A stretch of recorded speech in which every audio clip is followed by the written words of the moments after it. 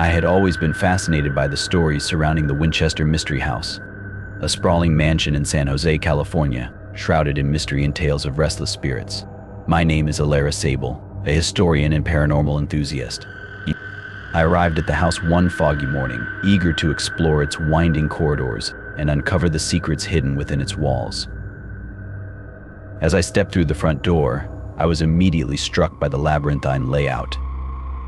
The house seemed to defy logic, with staircases leading to nowhere, doors opening into walls, and windows overlooking other rooms. The atmosphere was heavy, as if the air itself was thick with the weight of the past. The chill in the air felt almost palpable, as if the house was alive with the memories of those who had walked its halls before me. The Winchester Mystery House was built by Sarah Winchester, the widow of the rifle magnate William Wirt Winchester. After the untimely deaths of her husband and infant daughter, Sarah sought guidance from a medium who told her that she was cursed by the spirits of those killed by the Winchester rifle. To appease these spirits, she was instructed to build a house that would never be completed. For 38 years, Sarah continuously added rooms, hallways, and oddities to the house, believing that the constant construction would confuse the spirits and protect her from their wrath. As I delved into the history, I couldn't help but feel a deep sadness for Sarah, trapped in a never-ending cycle of grief and fear. Her relentless construction had transformed the house into a maze of dead ends, false doors, and hidden chambers, a reflection of her tormented mind. It was during my third day in the house that I experienced my first encounter with the paranormal. I was exploring the second floor, documenting the various architectural anomalies, when I heard a soft whispering. At first, I dismissed it as the wind, but the voices grew louder and more distinct. Alara, they called, sending chills down my spine. I followed the voices to a small, secluded room known as the Blue Room. The air was icy, and as I stepped inside, the door slammed shut behind me. The temperature dropped further, and I saw a shadowy figure in the corner of the room. It was a woman, dressed in Victorian clothing, her face obscured by a veil. "Sarah," I whispered, my voice trembling. The figure nodded, and I felt a surge of emotions: fear, sadness, and an overwhelming sense of loneliness. Sarah Winchester's spirit seemed to be reaching out to me, seeking solace. I spoke to her softly, telling her that I understood her pain and that she was not alone. The room gradually warmed, and the figure faded away, leaving me with a sense of profound sadness and empathy.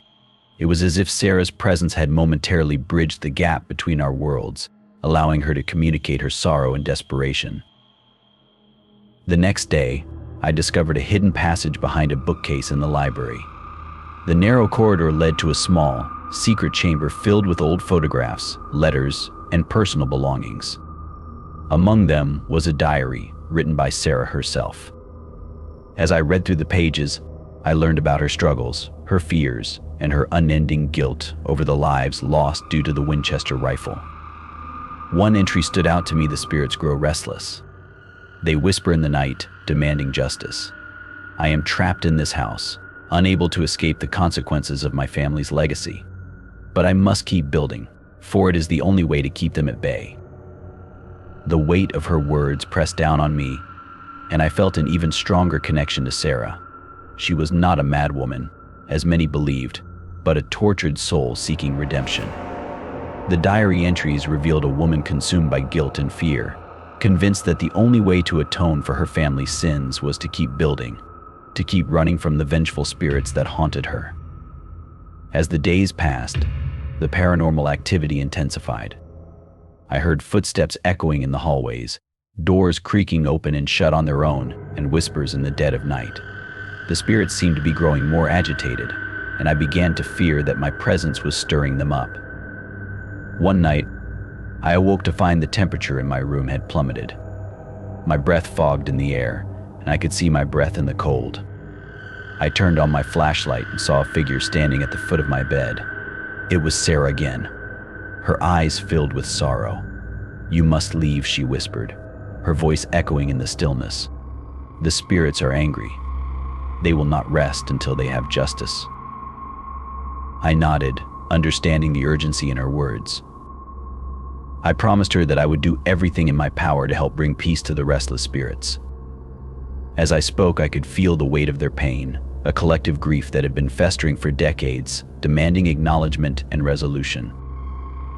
Determined to find a way to help, I spent my final days in the house researching the history of the Winchester family and the victims of the rifle.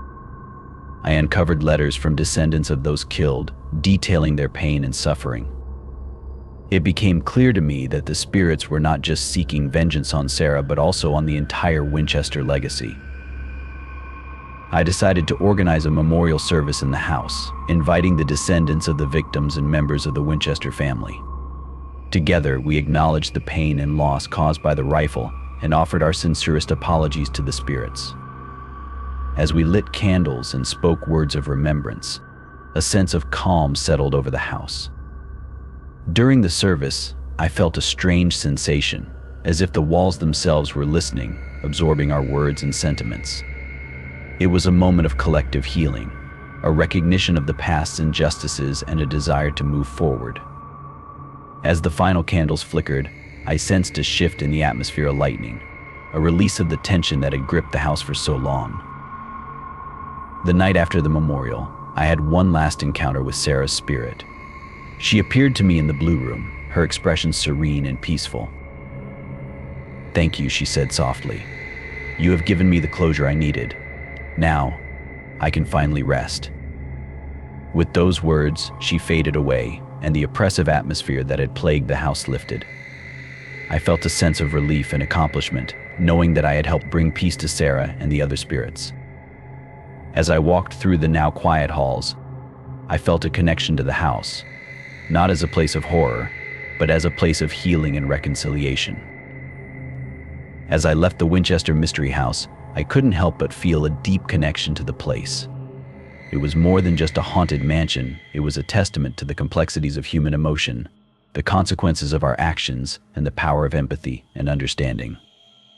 The house had been a physical manifestation of Sarah's inner turmoil, and now, with the spirits at rest, it stood as a symbol of forgiveness and redemption.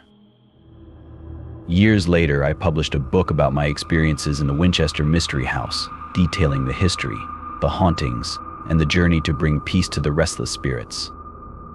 The house continues to stand as a historical landmark, a reminder of Sarah Winchester's tragic story and the lives affected by her family's legacy. The house, once a place of fear and sorrow, now serves as a symbol of healing and reconciliation. Visitors come from all over the world to tour its halls, learn about its history, and pay their respects to the spirits that once roamed its corridors. And though I have long since moved on from that chapter of my life, I still carry with me the lessons I learned within those walls. The Winchester Mystery House taught me that true horror is not found in ghosts or ghouls, but in the unspoken pain and suffering that lingers in the hearts of the living and the dead. And it is only through compassion and understanding that we can begin to heal those wounds. If you want to see more horror stories, please like the video, share your thoughts, and subscribe to our channel. Stay with us, thank you, and see you in the next videos.